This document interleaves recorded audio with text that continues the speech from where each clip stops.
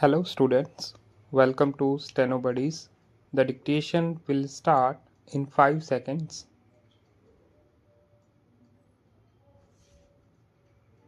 Now, I would like to say that with this measure we are now adopting, to my mind, it will not be possible to have this system or any other system functioning effectively.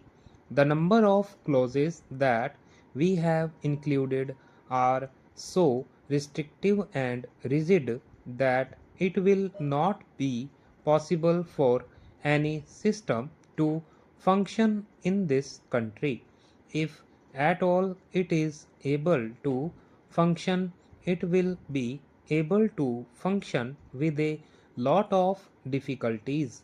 It will be said afterwards that the industrial sector, particularly the private sector, has not been able to deliver the goods. I would like to warn the government that if anything happens in the future in which industrial production or production in the private sector has not gone up, it would be not because of any lack of efforts on the part of the private sector, but because of the measure that we are now adopting. I have mentioned several times how this particular bill is very restrictive and how it will hamper the normal growth of companies in this country. It is a pity that when we are on the threshold of the second 5-year plan, such a measure should be passed in this House. I would now like to make a few observations about the speeches of some of the honorable members here. Shri Ashoka Mehta justifies the restrictions on managing agents by saying that managing agents are no longer the main source of finance. He also argues that profits have been high and will continue to remain high, and therefore he would like to see the managing agents being paid on a sliding scale. He is in the habit of referring to a number of books and making quotations from a number of them published in America or in other countries, and particularly by some of the professors. I would also like to mention to him that even when companies are floated, it requires a certain amount of confidence amongst the investing public, and it is because a particular firm is managing a particular company that this confidence is created in the investing public. Even there, as the Honorable Finance Minister has said, there is a sort of overall tight control. New banks and insurance companies are not floated nowadays. What you have are the few banks which are existing and the few insurance companies that are existing. The other point is that the credit worthiness of the managing agency firm does count to a certain extent in getting credit from the banks and other financial institutions. Yesterday it was mentioned by my honorable friend that the crux of the problem is the question of payment of remuneration to a particular managing agency system.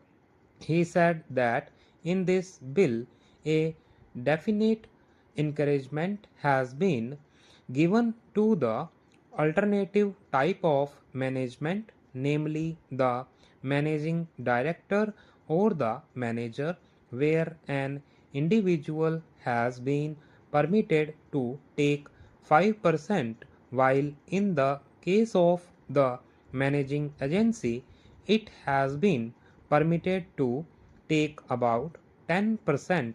I would like to point out to him that it is not merely the question of remuneration which will decide the alternative type of management.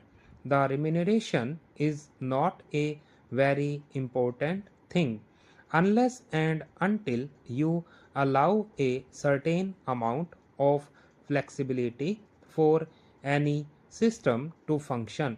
It will not be possible to evolve any other system to take the place of the managing agency system. In spite of so many shackles, you may find that those few business houses which are carrying on now may have to carry on the present basis. You may not find many new people coming in the field. Several times it has been mentioned in this house why the business community has not prescribed for itself a code of conduct. In this connection, I would like to point out that a degree or diploma is essential for the profession, and in case of violation of the code, sanction should be provided by it to prevent a person from practicing the profession. Today, even Ashok Mehta and Shri C.C. Shah can set up a grocery shop and become businessmen. Nobody lays down any condition for starting business, and nobody can prevent others from continuing it. But I would like to point out that with regard to the code of conduct, there is a certain amount of ethics, and there are certain standards and traditions on which business houses function. If a particular firm has not got proper ways of managing its business, you will find that that business house will find it difficult to function, and it would be difficult for it to command the confidence of the business community. It would not be possible for it to function as effectively as a firm which has proper ways of managing its business that is sufficient as a code of conduct. It is not possible to prescribe a certain code of conduct in the manner it has been done for the profession in general.